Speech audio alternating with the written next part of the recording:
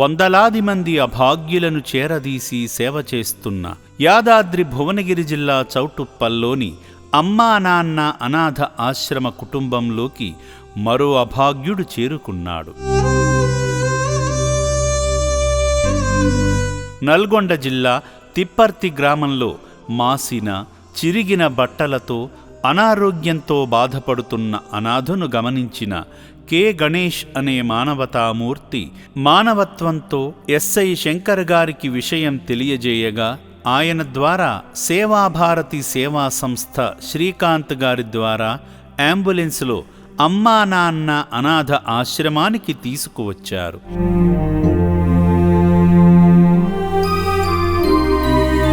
ముందుగా ఆశ్రమ సిబ్బంది వసతి భవనంలోని వైద్యశాలకు తీసుకువెళ్లారు.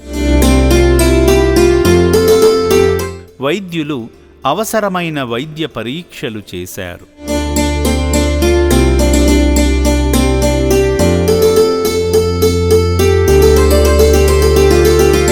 అనంతరం ఉన్మత్తుడిలా కనిపిస్తున్న ఈ నిర్భాగ్యుడి జుట్టు గడ్డాలను తొలగించడంతో పాటు కాలివేలి గోళ్లను తొలగించారు.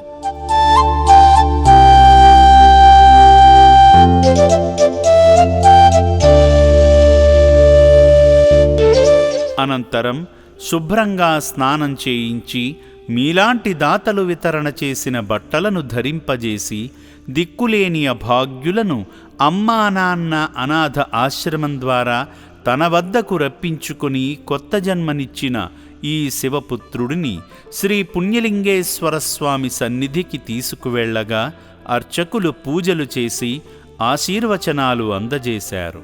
పరమేశ్వరోభ్యాయాయ నమో నమః. మంగళ నీరాజనం దర్శయామి. నమః పార్వతీపదయే హర హర. ఓం శతమానం భవతు యదాయు పురుషేంద్రియ ఆయుష్యేంద్రియే ప్రతిష్టతి.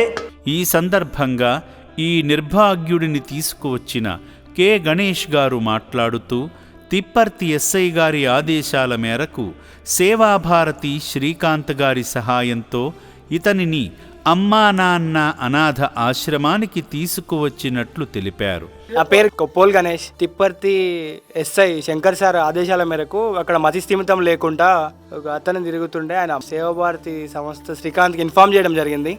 ఎస్ఐ శంకర్ సార్ ఆదేశాల మేరకు అమ్మా నాన్న ఆశ్రమంలో జాయిన్ చేయడం జరిగింది. అమ్మా నాన్న అనాథ ఆశ్రమంలో వందలాది మంది అభాగ్యులు ఉన్నారు. వీరికి 3 పూటల 1800 మందికి నిత్యాన్నదానం జరుగుతుంది. మీరు కూడా ఈ అభాగ్యుల పట్ల దయాగుణంతో మీ వంతు సాయం చేసి సేవాభావాన్ని చాటండి.